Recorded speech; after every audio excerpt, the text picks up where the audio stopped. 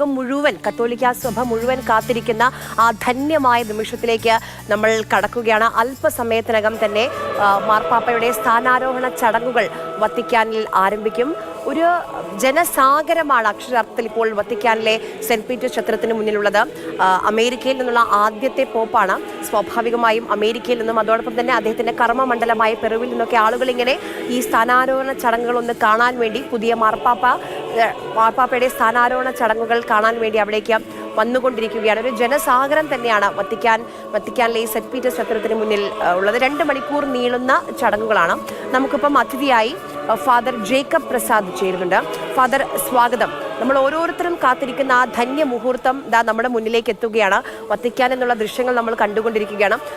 ആ ചടങ്ങുകളിലേക്കൊക്കെ പോകുന്നതിന് മുൻപ് ഒരു പ്രധാനപ്പെട്ട വിവരം നമ്മുടെ മുന്നിലേക്ക് വരികയാണ്.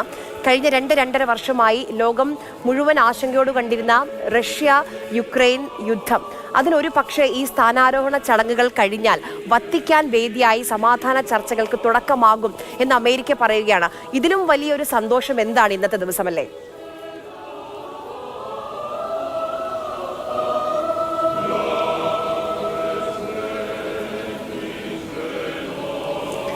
ഫാദർ ജേക്കബ് പ്രസാദ്, കേൾക്കാമോ? കേൾക്കാം, സംസാരിക്കാവോ? പറഞ്ഞോളൂ.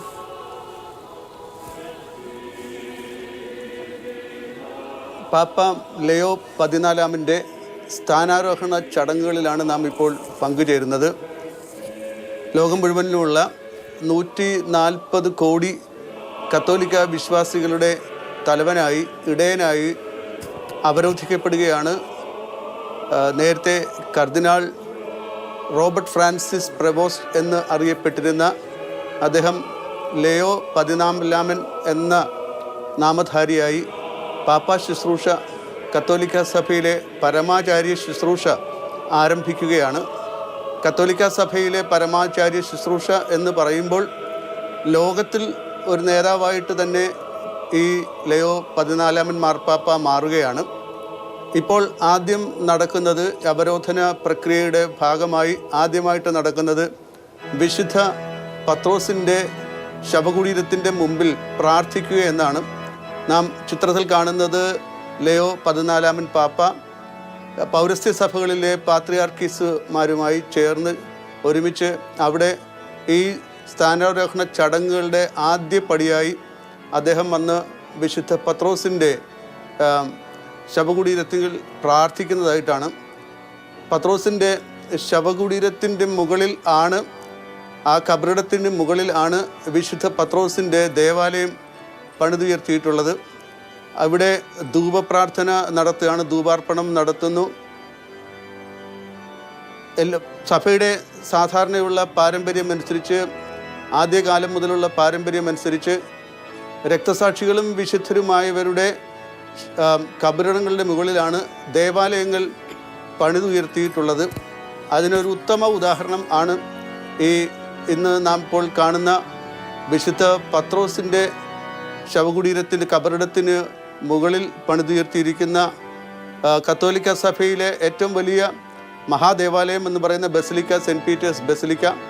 അവിടെ പത്രോസിൻ്റെ മുമ്പിൽ ചെന്ന് പ്രാർത്ഥനാ നിരതനായി നിൽക്കുന്ന ലിയോ 14 പാപ്പായെ നാം ഇപ്പോൾ ഈ ചിത്രത്തിൽ കാണുന്നു. കത്തോലിക്ക സഭയിലെ ഇതര പൗരസ്ത്യ സഭകളിലെ ഈ പാത്രിയാർക്കീസുമാരുമായിട്ട് പിന്നീട് ഇപ്പോൾ പ്രദക്ഷിണം തുടരുകയാണ്. അവിടെ നിന്ന് പാപ്പ ഈ ദിവ്യപൂജ അർപ്പണത്തിന് വേണ്ടി മറ്റെല്ലാവരോടും ചേർന്ന് തൻ്റെ ഈ പ്രദക്ഷിണം ആരംഭിക്കുന്നു. പ്രദക്ഷിണത്തിനുള്ള ഗാനം ആണിപ്പോൾ നാം കേട്ടുകൊണ്ട് ഇരിക്കുന്നത്. അവിടെ നിന്ന് പ്രദക്ഷിണമായിട്ട് വിശുദ്ധ പത്രോസിൻ്റെ ചത്വരത്തിലേക്ക് വരും.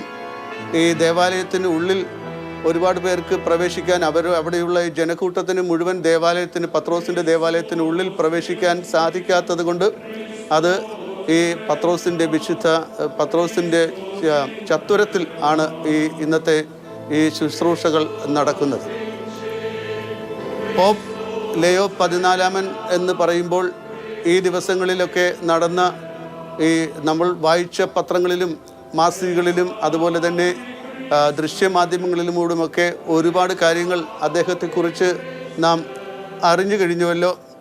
അദ്ദേഹത്തിൻ്റെ ജീവിതരേഖയെക്കുറിച്ച് പറഞ്ഞാൽ ഇപ്രകാരമായിരിക്കും. അദ്ദേഹത്തിൻ്റെ മാതാപിതാക്കൾ സ്പാനിഷ്, ഫ്രാങ്കോ ഇറ്റാലിയൻ ഒറിജിൻ ഉള്ളവരാണ്. അദ്ദേഹം 1955 ചിക്കാഗോയിൽ, അമേരിക്കൻ ഐക്യനാടുകളിലെ ചിക്കാഗോയിൽ ജനിച്ചു.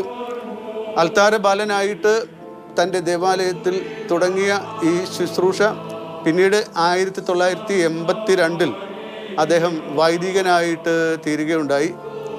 82 അദ്ദേഹം അഗസ്റ്റീനിയൻ സഭയുടെ വളരെ വലിയ പാരമ്പര്യമുള്ള വിശുദ്ധ അഗസ്റ്റീനോസിൻ്റെ സഭയിലെ അംഗമായിട്ടാണ്, സന്യാസ സഭയിലെ അംഗമായിട്ടാണ് താൻ വൈദികനായി തീർന്നത്. 10 വർഷം അതിനുശേഷം അമേരിക്കയിൽ നിന്ന് അദ്ദേഹം ലാറ്റിൻ അമേരിക്കയിലേക്ക്, സൗത്ത് അമേരിക്കയിലേക്ക് പോയി പെറുവിൽ 10 വർഷത്തോളം പ്രവൃത്തിയെടുക്കുകയുണ്ടായി. ലാറ്റിൻ അമേരിക്കയിലെ മിഷണറി ഇടവക വൈദികനായിട്ട് അദ്ദേഹം ശുശ്രൂഷ ചെയ്തു. അവരുടെ തന്നെ അഗസ്റ്റീനിയൻ സഭയിലെ ട്രുഹില്ലോയിലെ സെമിനേരിയിൽ അദ്ദേഹം അധ്യാപകനായിരുന്നു. അതിനിടയിൽ വെച്ച് അദ്ദേഹം പിന്നീട് അഗസ്റ്റീനിയൻ സഭയുടെ ജനറലായിട്ട് മാറി. ആ സഭയെ മുഴുവൻ നയിക്കുന്ന ആളായിട്ട് മാറുകയുണ്ടായി. 2001 മുതൽ 2013 വരെ 2 വട്ടമായി 2 പ്രാവശ്യം അദ്ദേഹം ഈ സഭയുടെ ജനറലായിരുന്നു. ഏറ്റവും ഉയർന്ന ആ സഭയിലെ ശുശ്രൂഷകൻ, മറ്റുള്ളവരെയൊക്കെ നയിക്കുന്ന ലോകം മുഴുവനും ഉള്ള സഭയാണ് അഗസ്റ്റീനിയൻ സഭ. കേരളത്തിലുമുണ്ട് അഗസ്റ്റീനിയൻ സഭ. വരാപ്പുഴയുണ്ട്, അതുപോലെ തന്നെ കോഴിക്കോടുണ്ട്, പൊള്ളാച്ചിയിലുണ്ട്. ഇവിടെ ഈ സ്ഥലങ്ങളിൽ അവർ ശുശ്രൂഷ ചെയ്യുന്ന അഗസ്റ്റീനിയൻ വൈദികർ ശുശ്രൂഷ ചെയ്യുന്നു എന്ന പശ്ചാത്തലത്തിൽ ആണ് 2 പ്രാവശ്യം ഈ അദ്ദേഹം നമ്മുടെ നാട് സന്ദർശിക്കുകയും ഇവിടെ കുറച്ച് നാൾ താമസിക്കുകയും ഒക്കെ ചെയ്തത്. എന്നാൽ അദ്ദേഹത്തിൻ്റെ പ്രധാനപ്പെട്ട വളരെയധികം നന്ദി നമുക്കൊപ്പം ചേർന്നതിന്.